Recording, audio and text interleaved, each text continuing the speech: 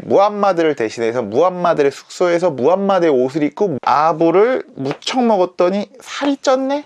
말 그대로 일기토 머신인 거죠. 이슬람 관련해서 가장 많이 나오는 이야기가 수니파, 시아파예요. 수니파가 뭐였지? 시아파가 뭐였지? 맨날 헷갈려. 그 헷갈리는 걸 빠르게 아는 척할 수 있는 영상은 이미 두광생 여러분께서 대부분이 보셨을 겁니다. 수가마나 수니파, 페르시아 후손이 믿어서 시아파. 이번 시간에 제대로 정말 진짜 수니파, 시아파에 대해서, 그리고 좀 더 넓게 보면 이슬람의 종파에 대해서 자세히 아는 척할 수 있는 시간 가져보도록 하겠습니다. 다만 내용 자체가 조금 딥하게 들어갈 수가 있기 때문에 유대교, 기독교, 이슬람교 아는 척하기를 좀 보시고, 거기서 특히 이슬람에 대한 내용을 보시고 오시면은 이해하기가 편하실 겁니다. 저도 3달 내내 빌드업을 하느라 이 이슬람 심화편을 이제야 올리는 거거든요. 첫 시간에는 우선 이슬람 내 종파가 분열되는 이유와 그 과정에 대해서 아는 척하는 시간 가져보도록 하겠습니다. 무함마드 알리, 이슬람교의 창시자인 무함마드, 그리고 그의 적통 후계자인 알리에 대해서는 이미 알고 계실 겁니다. 알리만 인정하면 시아파, 다른 사람도 괜춘 하면 수니파. 그런데 여기서 제대로 깊게 들어가기 시작하더라도 출발은 알리부터 시작을 해야 됩니다. 어차피 이번 편은 프롤로그에 가깝기 때문에 옛날 이야기 듣듯이 편하게 들으시면 돼요. 무슬림들이 마지막 예언자로 믿는 무함마드였지만 스스로 인정했듯이 그도 사람이었고 결국 632년 눈을 감습니다.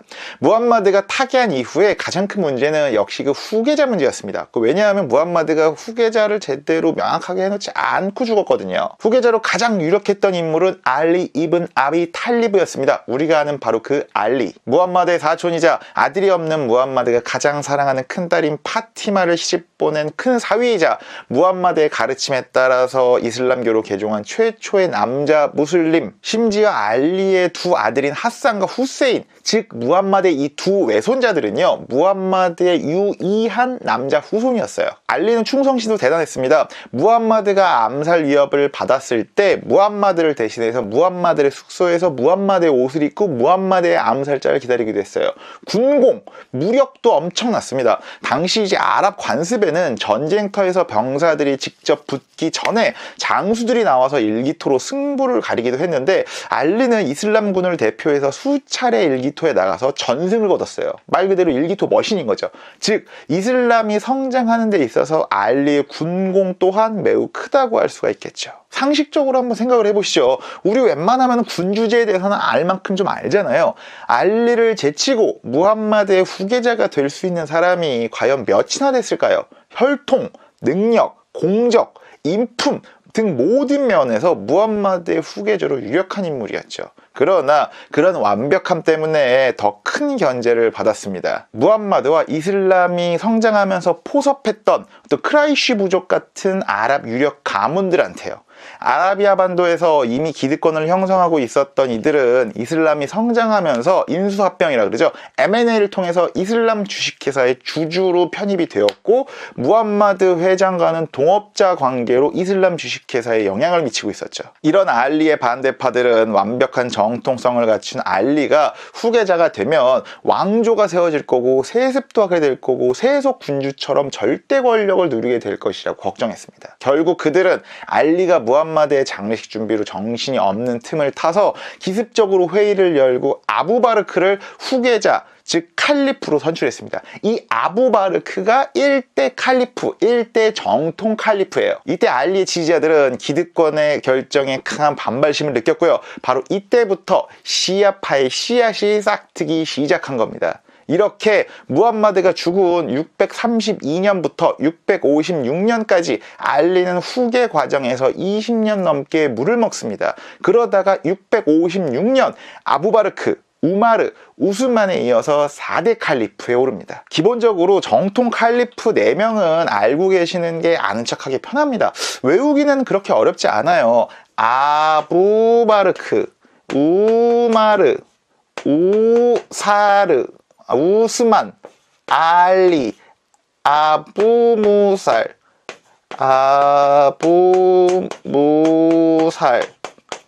아부를 무척 먹었더니 살이 쪘네? 죄송합니다. 알리가 20년 넘게 후계자가 되지 못한 이유에는 이런 견제 심리 말고도 알리의 어떤 개혁성도 한몫을 합니다. 이슬람교를 창시할 때 무함마드는 메카와 아라비아 반도의 어떤 부족들의 기득권을 굉장히 많이 비판을 했습니다. 바로 그 알리는요, 무함마드가 초기에 주장했던 그런 어떤 개혁성과 순수함을 평생 동안 동경해 왔어요. 그리고 이런 알리의 모습은 종교적 공동체 안에서 기득권을 가진 세력들에게 큰 위협이 됐죠. 물론 알리는 칼리프 직위에서 매번 물을 먹을 때마다 권력 의지보다는 이슬람 공동체 전체의 안위를 생각해서 늘 승복했습니다. 하지만 지지층, 즉 알리와 반알리파 사이에서는 칼리프 자리를 놓고 어떤 갖고 있는 경쟁심뿐만이 아니라 정책적인 이데올로기적인 간극도 굉장히 커지고 있었어요. 그렇다고 아부 뭇살에서 아부바르크 우마르 우스만 칼리프가 지도자로서 부족했다라고 볼 수는 없어요. 왜냐하면 이들은 단순 종교 공동체였던 이슬람 세력을 하나의 제국으로 만드는 키트를 제공하기도 했거든요. 대표적인 게 3대 칼리프 우스만이 도입한 이 재정이라는 개념이에요. 말은 되게 멋있는데 말 그대로 처음 저축을 했다는 얘기입니다. 이전까지 이슬람 세계는 정복 활동을 하면서 엄청난 부를 쐈습니다. 하지만 바로 병사한테 나눠주거나 자선 사업에 썼어요. 그런데 세력을 키우려면 당연히 잉여금이란 게 있어야 하잖아요. 그걸 3대 칼리프 우스만이 처음 만든 겁니다. 이때부터 이슬람 주식회사가 사회적 기업에서 대기업으로 성장할 수 있는 발판이 마련된 거죠. 기득권을 대변했지만 정책적으로는 제국을 경영할 현실적인 방안을 내놨던 반알리 세력, 현실보다는 개혁과 정의를 주장했던 알리와 그 추종자들, 이들의 갈등은 알리가 칼리프에 오르면서 터집니다. 3대 칼리프 우스만이 반대파에 의해 암살을 당하면서 알리는 그토록 원했지만 그동안 갖지 못했던 칼리프 자리에 오르게 됩니다. 이렇게 알리가 칼리프 자리에 올랐지만 알리의 반대 세력은 알리가 3대 칼리프인 우스만 암살에 책임이 있다면서 반알리 운동을 전개하게 돼요. 박근혜 대통령이 탄핵이 되고 문재인 당시 후보가 대통령에 오르면서 이 박 대통령 지지자들이 JTBC 보도나 촛불 집회는 다 문재인이가 사주했다, 탄핵은 무효다 라고 태극기를 드는 것처럼 말이죠. 알리 역시 칼리프에 오르자마자 적폐청산을 하기 시작합니다. 우스만 시절에 임명된 부패한 총독들을 모조리 해임하는 등 자기가 그 전에 갖고 있었던 어떤 그런 개혁들을 추진해 나가기 시작하는 거죠. 그러나 총독들은 아무도 그 결정에 승복하지 않았고 일제히 반란을 일으켰어요. 이때 바로 이슬람 세력의 첫 번째 내전이 일어납니다. 아랍어로 내전은 피트나라고 하거든요. 바로 이때 생긴 게 1차 피트나인 겁니다. 크고 작은 반란이 일어났고 결국에는 다 알리가 승리를 했습니다. 하지만 3대 칼리프 우스만의 일족이자 시리아의 총독으로 큰 세력을 가졌던 무아위야가 스스로 칼리프를 칭하고 반란을 일으킵니다. 전세는 전투 머신인 알리가 승기를 잡아가지만 무아위야가 이슬람 머신인 알리에게 꼭 맞는 맞춤형 전술을 내놓습니다. 무아위야는요, 자신들의 병사들한테 창 끝에 코란을 매달게 했습니다. 그리고 무슬림 간의 평화를 강조하는 코란 낭송가 구절을 외치게 해요. 여기에 이슬람 머신인 알리와 그 군대는 적의 피로 코란을 더럽게 할 수 없다면서 유리한 상황임에도 불구하고 무아위야와 협상을 하게 됩니다. 그런데 이때 협상 머신인 무아위야가 판을 뒤집어요. 알리의 군사적 우위는 협상에 전혀 반영되지 못했고요. 오히려 무아위야는 시리아라든지 이집트 등의 동부 통치권을 인정을 받고 알리와 거의 동급으로 올라가게 돼요. 이 협상의 결과에 실망하고 반발한 건 알리에게 가장 열정적으로 충성했던 젊은 용사들입니다. 그리고 알리는 결국 그 젊은 용사들한테 암살을 당합니다. 이렇게 무아위야는 어부지리로 칼리프의 즉위에서 이슬람 세계의 지도자가 됩니다. 그리고 이 무아위야는 아들한테 칼리프를 세습시켜서 무아위야 왕조라는 세속 왕조를 열어젖힙니다. 가장 열렬히 충성했던 부하들에게 암살당한 지도자, 그리고 그 지도자가 세속 왕조를 만들까봐 반대했는데 그 지도자가 죽자마자 세속 왕조가 생기는 역사의 아이러니죠. 무아위야는 아들한테 칼리프 직위만 세습한 것뿐만이 아니라 비잔틴 제국의 행정체계를 그대로 이슬람 세계에 도입을 했습니다. 이슬람 종교 공동체를 관료제를 갖춘 제국으로 완전히 전환시킨 거죠. 그리고 영토도 크게 확장시킵니다. 여기에 다른 종교에 있어서도 상대적으로 개방적이었어요. 기독교도 여성과 결혼하고 부인한테는 개종을 강요하지도 않았습니다. 그러나 무아위야의 기독교도 부인에게서 낳은 후계자 야지드 1세는요, 알리의 둘째 아들인 후세인과 그 아들들 일가족을 학살합니다. 이게 바로 카르발라의 학살이라고 합니다. 바로 이때 주류파인 수니파와 알리파인 시아파는 돌아올 수 없는 강을 서로 건너게 됩니다. 후세인은 단순히 알리의 아들이 아니에요. 이슬람교의 창시자이자 무슬림들이 세상 마지막 유언자라고 믿는 무함마드의 외손자였어요. 그리고 무함마드가 남긴 몇 안 되는 남자 후손이었으니까요. 간단하게 정리를 해볼까요? 수니파와 시아파가 분리된 결정적인 이유는 바로 무함마드의 후계자를 두고 벌어진 갈등 때문이었다. 그러나 그 안에는 정책적이고 이데올로기적인 갈등도 내포돼 있었다. 이슬람 세계가 확장이 되면서 현실적인 토착 기득권 세력과 혈통의 정통성과 종교적 개혁성을 강조하는 세력이 대립해왔다. 현실주의 세력이 초기 이슬람을 주도하다가 개혁적인 알리가 집권을 하자 내전, 피트나가 일어났고, 피트나 과정에서 알리가 암살되면서 현실주의 세력이 결국 이슬람 세습 왕조를 만들어서 대제국으로 발돋움하기 시작했다. 그러나 세습 왕조는 알리의 후손을 학살했고, 알리의 추종자들은 주류파와 영원히 결별했다. 다음 시간부터는 시아파를 좀 더 구체적으로 아는 척하는 시간, 그리고 수니파를 좀 더 구체적으로 아는 척하는 시간, 그리고 수니파와 시아파의 여러 가지 차이점, 그리고 이슬람 내에 있는 종파와 현대 이슬람 사회의 관련성 등등에 대한 이야기를 해보도록 하겠습니다.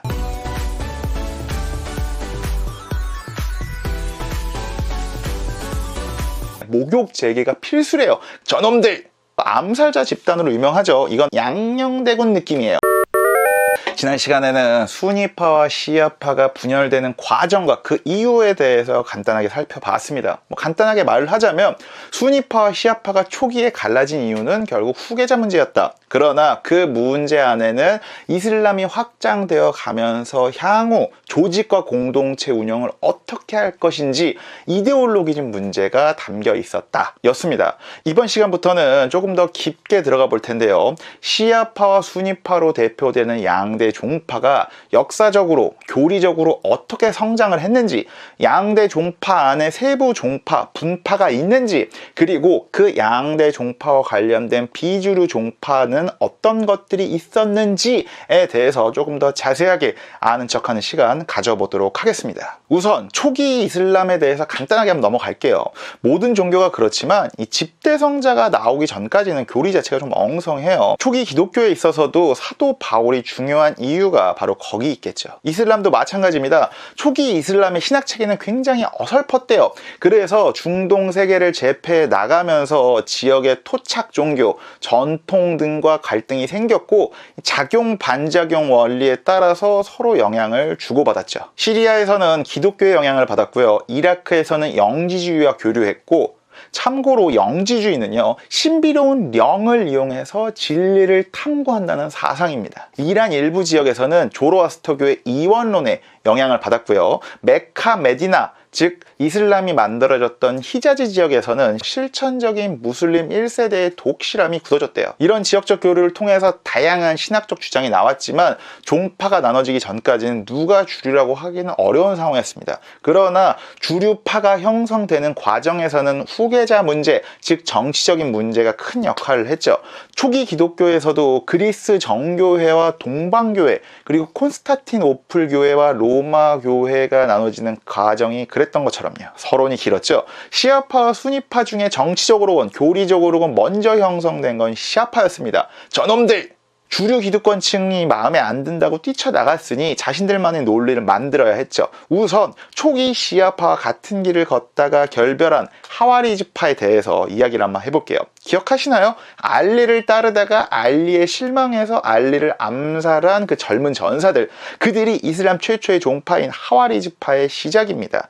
어디서는 카와리지파라고도 하고요, 어디서는 하와리지파라고 해요. 근데 이게 같은 말이에요. 무함마드의 정통 후계자도 칼리프라고도 하고 할리파라고도 하잖아요. 다 이게 아랍어 발음을 인용하면서 생긴 문제인데 다 같은 말이라고 아시면 됩니다. 하와리지파에서 하와리지는요, 박차고 나간 이들 또는 떠나간 사람들이란 뜻입니다. 알리와 무아위야 1세가 벌였던 1차 피트나에서 알리를 지지했지만 657년 시핀 전투 이후의 협상 과정에서 이 평화 무드가 만들어지자 알리를 암살하고 박차고 나옵니다. 어느 종교에서는 하나씩 있는 굉장히 순수하고 민주적이고 평등주의적이고 개혁적인 종파입니다. 개혁적인 알리도 변했다고 암살하는 사람들이 만들었으니 흑인 노예도 칼리프가 될 수 있다라고 주장을 합니다. 만인 평등의 아랍 부족적인 관습을 정치나 종교에도 적용해야 한다고 주장합니다. 이런 민주적인 원칙 때문에 기득권에 불만이 있는 사람들한테 인기가 많았어요. 그리고 순수해서 삶 자체의 순결성도 강조해요. 종교 의례를 하기 전에 목욕 재개가 필수래요. 그만큼 청결함을 굉장히 강조했죠. 그리고 언행일치도 강조합니다. 특히 행동을 강조해요. 그래서 부당한 통치자와 싸워야 한다. 안 싸우면 무슬림이 아니다. 율신을 믿지 않은 중죄를 저지른 자는 죽이는 것도 괜찮다라고 합니다. 요새 말로 정말 찐이에요. 찐 이슬람. 알리와 그 후손들을 죽인 무아위야의 후손들인 우마이야 왕조의 칼리프는 전부 다 불법이라고 끈질기게 저항했습니다. 결국 급진적으로 변해갔는데 수니파와 시아파 모두를 불신자라고 간주하고 그들을 살해하는 지하들을 펼치는 과격감까지 보였습니다. 그리고 후계자도 가장 훌륭한 무슬림이 칼리프가 된다라는 원칙 때문에 내부에서 다투다가 분열되고 결국에는 쇠퇴하죠. 현재는 이바디파라고 불리는 분파에 영향을 줍니다.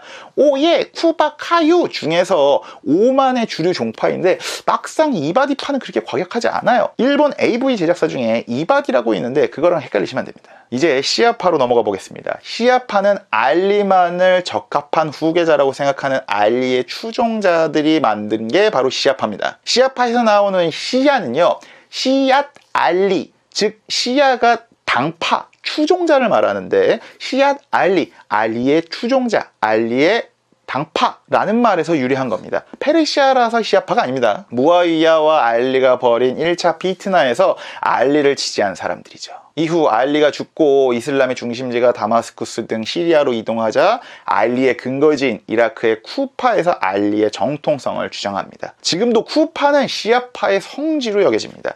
이후 알리의 둘째 아들 후세인 일가가 카르발라에서 학살을 당하는 것을 보고 후세인을 순교자로 지켜세웁니다. 그리고 예언자 무함마드의 외손자를 살해한 우마이야 왕조를 강력하게 비판하죠. 이때 생긴 정치적인 입장이 교리로 발전해요. 이슬람 공동체, 아랍 공동체의 전통을 부정하고 알리의 자손만이 칼리프의 자격이 있다라고 주장을 합니다. 그래서 예언자 직계 후계자인 1대, 2대, 3대 칼리프인 압움웃, 아부바르크, 우마르, 우스만도 찬탈자로 규정을 해요.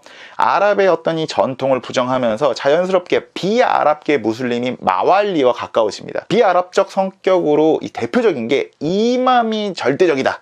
그리고 구세주, 마흐디가 올 것이다라는 마흐디 사상이 대표적이에요. 아랍의 공동체적인 합의, 그걸 아랍어로는 이즈마라고 하는데 이것도 부정을 합니다. 하나님께서 자신의 종을 올바르게 인도할 책임을 맡은 완벽한 이맘을 마련해 줄 것이다 라고 믿습니다. 그래서 절대적인 이맘을 따라야 한다고 주장해요.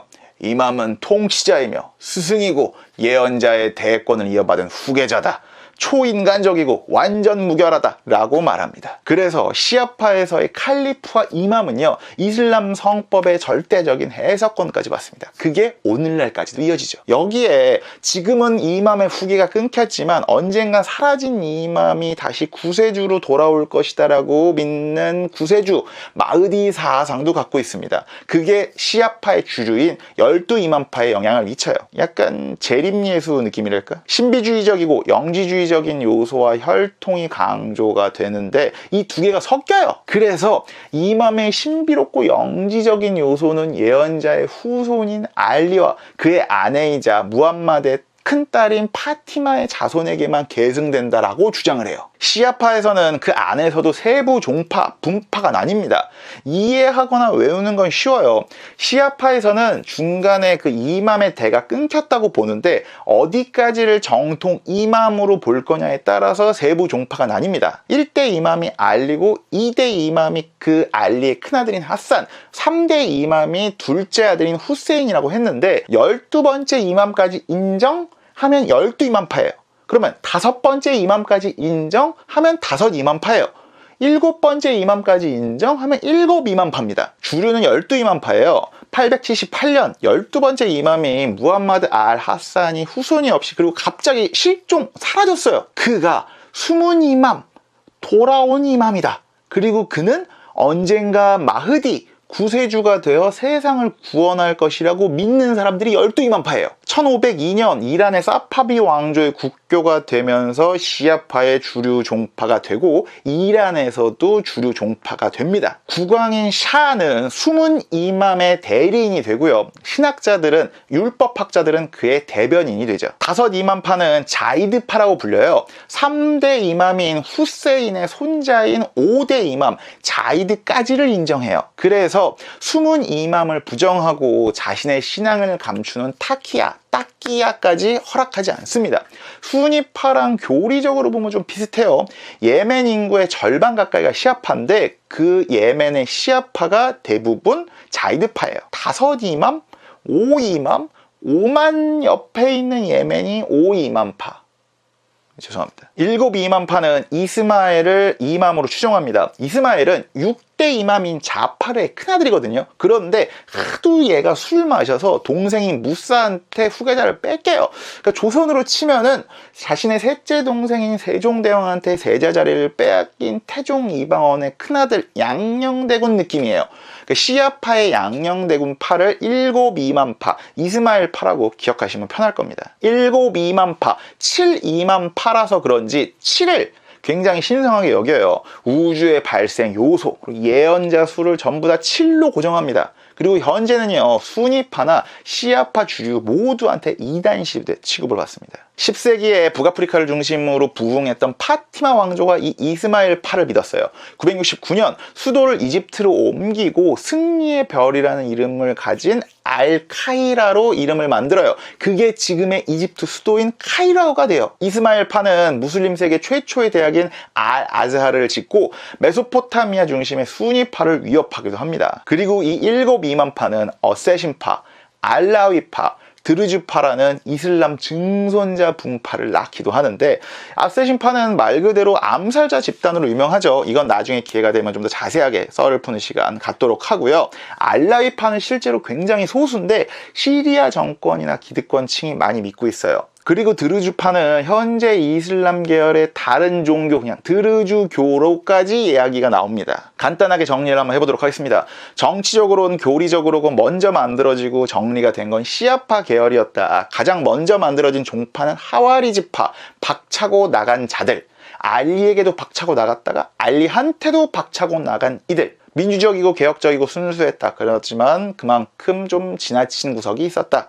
그러다 내부적으로 분열해 쇠퇴했다. 현재는 오만에서 믿는 이바디파에 영향을 줬다. 시아파는 알리 당파를 의미한다. 알리의 씨앗, 혈통을 중요시하고 이맘의 절대성과 신비스러움을 추종한다. 그리고 구세주 마흐디 사상을 믿는다. 그리고 이맘을 몇 명까지 인정하냐에 따라서 분파가 갈린다. 대세는 이란의 12이맘파다. 5만 옆에 있는 예멘의 시아파는 5이맘, 5이맘파고 시아파의 양녕대군 이스마엘을 추종하면 7이맘파다. 7이맘파는 7을 강조하고 카이로의 이슬람 세계 최초의 대학을 만든다. 그리고 지금은 2단 취급받는다. 7이맘파 계열의 증손자 분파로는 암살단인 어세신파, 시리아의 알라위파, 다른 종교 취급을 받는 드르주파가 있다. 끝.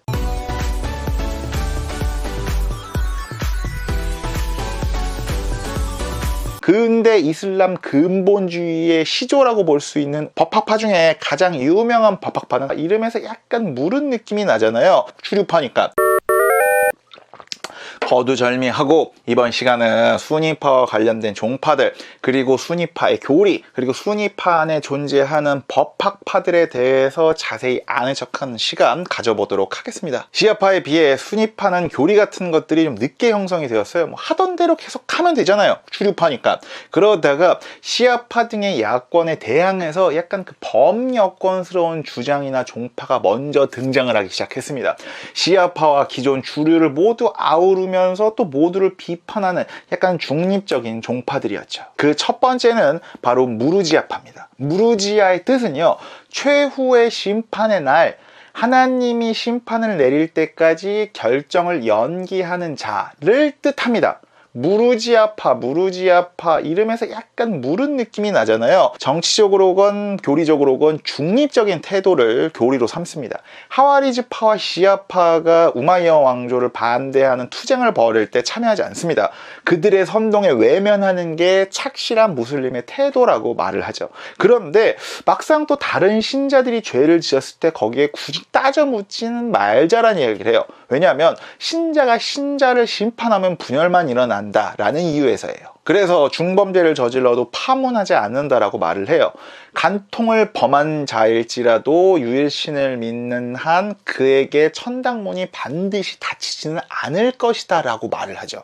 그러니까 진실로 참회를 하면 신도 그 참회를 받아들인다라고 말합니다. 그리고 인간은 결국 운명에 따라 사라진다라는 운명 예정설을 주장합니다.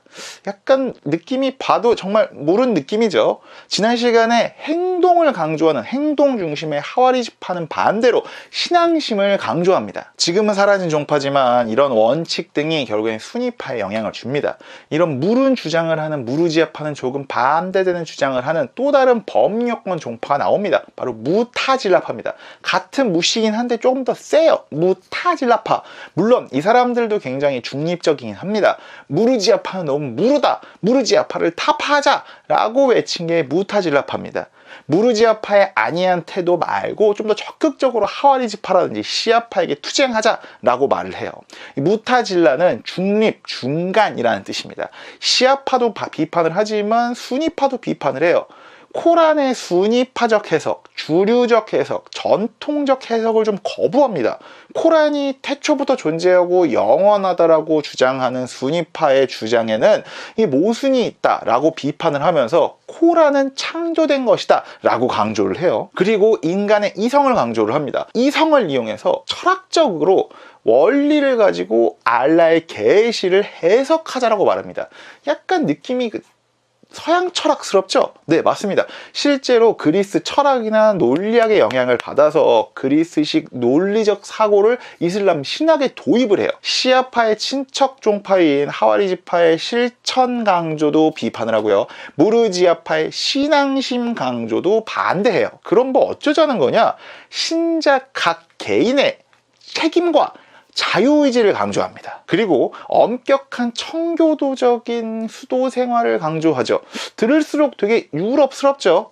8세기경에 마니교 신자들에게 포교를 하기 시작하는데 이 마니교가 조로아스터교와 기독교의 절충형 종교거든요. 그러다 보니까 이들과 논쟁을 하면서 그리스 논리학과 철학을 이용하고 그리스 학술서도 아랍어로 번역하는 활동을 하죠. 무타질라파, 무르지아파의 비판과 도전에 주류파인 순위파도 교리를 구체화하기 시작합니다. 순위는 순나라는 아랍어에서 왔습니다. 이 순나는요, 관습, 전통을 뜻하고요. 교조, 무함마드의 언행 같은 것들을 뜻합니다. 순위파에서 순위는 예언자의 언행에 대한 추종자라는 뜻입니다. 그러니까 굳이 번역을 하면 정통파, 오소독스파라고 번역할 수가 있겠죠. 원래 무타질라파였던 신학자 아샤리가 10세기에 주류파에 와서 순위파의 신학을 체계하기 시작합니다. 그러니까 아샤리가 아싸리 순위파의 교리를 체계화하자라고 말한, 죄송합니다. 교리가 무타질라파와 무르지아파의 이야기를 묘하게 섞어놓는 듯한 느낌이 듭니다. 신의 용모에 대해 물어봐서는 안 된다. 신의 형태는 없다. 하늘에 있는 사람의 운명은 묘사적이긴 하다. 하지만 결정적인 것은 아니다. 신은 인간에게 믿음을 먼저 주지 않았다. 사람은 태어날 때 믿음을 갖지 않고 태어났다. 나중에 신이 계명을 알려준다. 그리고 신은 인간에게 믿으라고 강요하지 않는다. 중범죄를 범한 자라고 믿음에서 제거되지는 않는다. 그렇다고 벌을 안 맞는 건 아니다. 참회하면 그 용서는 결국에 신의 의지에 달려있다. 저도 종교인이 아니라서 이 말이 정확히 무슨 말인지 잘 모르겠습니다. 죄송합니다. 11세기 셀주크 왕조의 재상이었던 나잠 알 물크가 이 수니파의 신학을 지원합니다. 카이로의 이스마일파 대학에 대항을 하고자 바그다드의 수니파 대학인 니자미아 학원을 만들어서 아샤리의 이론을 보급을 하죠. 전 세계 무슬림의 80% 이상을 차지하는 수니파에서는 시아파처럼 따로 분파가 있지는 않습니다. 하지만 이슬람 성법인 샤리아를 해석하고 적용하는데 차이를 두고 법학파가 생깁니다. 왜냐하면 이 이슬람 성법이라고 하는 게 종교만 총괄을 하는 게 아니라 인간 활동의 모든 부분 있죠. 민사, 형사, 헌법 등 모두를 다 총괄하는 법이거든요. 그래서 피크라고 하는데 이 법을 어떻게 다루느냐에 대한 법 체계가 굉장히 중요해져요. 그러니까 여기까지만 기억을 하시고 앞으로 나올 4개의 법학파 이야기는 그냥 옛날 이야기 듣듯이 편하게 들으시고 한 개 정도만 기억하시면 됩니다. 하나피가 만든 이라크 법학파 같은 경우는 개인적인 견해를 중시하는 개방적인 법학파예요. 오스만 제국에 영향을 미치고 현재는 인도나 파키스탄 등에 있는 남아시아 쪽의 수니파가 하나피 법학파를 많이 따릅니다. 말리크가 만든 메디나 법학파, 말리키 법학파는 개인보다는 전통적인 해석을 따르는 보수적인 학풍이에요. 북아프리카가 많이 따른다고 하네요. 샤피 법학파도 있습니다. 얘들은 약간 절충적이에요. 대신 절충을 하면서 학문적인 법 체계를 좀 완성했다라는 평가를 받죠. 홍해 연안의 나라들 그리고 동남아시아 지역이 이 샤피 법학파를 많이 따른다고 합니다. 법학파 중에 가장 유명한 법학파는 한발리 법학파예요. 왜냐? 수니파의 맹주인 사우디 사람들이 한발리 법학파를 따르거든요. 이븐 한발이 제창한 이 한발리 법학파 같은 경우는 가장 보수적이고 엄격하고 관용성이 적습니다. 근대 이슬람 근본주의의 시조라고 볼 수 있는 와하비즘에 영향을 줘요. 수니파는 이처럼 중심 학파가 4개 존재합니다. 그리고 학파의 창시자랑 일부 그의 제자들만이 이슬람 성법을 독자적으로 해석할 수 있다고 전해지고요. 그들이 죽으면서 독자적인 해석도 끝났다고 말합니다. 시아파는 어떨까요? 앞에 말한 4학파의 원칙을 다 거부하고요. 법률 해석권은 이맘과 숨은 이맘들에게 있다고 말하고 그리고 각 시대의 대행자가 있다라고 주장합니다. 지금도 존재하는 그 숨은 이맘의 대행자로는 아야톨라라는 사제 계급이 있습니다. 아야톨라는 알라의 증표라는 말인데요. 신학교를 나와서 신학을 이수하면 호자톨 이슬람이라는 사제 계급이 될 수 있어요. 거기서 승진을 하면 아야톨라가 됩니다. 그리고 이 아야톨라 중에서도 학식과 인품을 인정을 받으면 대아야톨라, 마르자의 타클리드라고 부릅니다. 2020년 기준으로 시아파 세계에서는 대아야톨라가 66명 존재하고요. 이란, 이라크 출신들이 다수를 차지하죠. 간단하게 정리를 해볼게요. 시아파와 하리지파의 공격에 대항해서 중도적인 주장들이 먼저 나오기 시작했다. 그 첫 번째는 조금 무른 무르지아파다. 무르지아는 결정을 연기하는 자를 뜻한다. 운명과 신앙심을 강조하고 다른 신자들의 죄를 굳이 묻지 않는다. 이런 주장이 주류파인 수니파에 영향을 미쳤다. 두 번째, 무른 무르지아파 그리고 하와리지파 그리고 주류파를 공격하면서 나타난 게 무타질라파다. 무타질라는 중도, 중립이라는 뜻이다. 그리스 철학, 논리학의 영향을 받아서 개인의 자유의지와 책임과 이성을 강조한다. 범여권, 범주류권에서도 비판을 받으면서 주류파인 수니파의 교리도 만들어지기 시작한다. 수니파는 전통과 관습, 예언자 무함마드를 추종하는 자들을 의미한다. 무타질라파 출신의 아샤리가 아사리 수니파 교리도 만들자라고 해서 교리를 체계화했다. 그리고 무르지아파와 무타질라파의 교리가 섞여 있다. 수니파는 따로 분파가 있지는 않지만 이슬람 성법인 샤리아를 해석할 때 나오는 차이 때문에 법학파가 파가 나뉜다. 개방적인 하나피 이라크 버팍파, 보수적인 말리키 메디나 버팍파, 절축적인 샤피 버팍파, 그리고 가장 유명한 버팍파는 사우디의 한발리 버팍파, 그리고 한발리 버팍파는 와하비즘에도 영향을 미친다. 시아파는 수문 이맘의 각 시대별 대행자들이 법을 해석할 수 있다. 대표적인 게 아야톨라. 쉽게 설명한다고 했는데 머리에 이게 한 번에 들어온 내용들은 아닙니다. 어렵긴 하죠. 어려우니까 구독과 좋아요, 알림을 누르고 한 번 더 보세요. 그리고 두 번 더 보세요.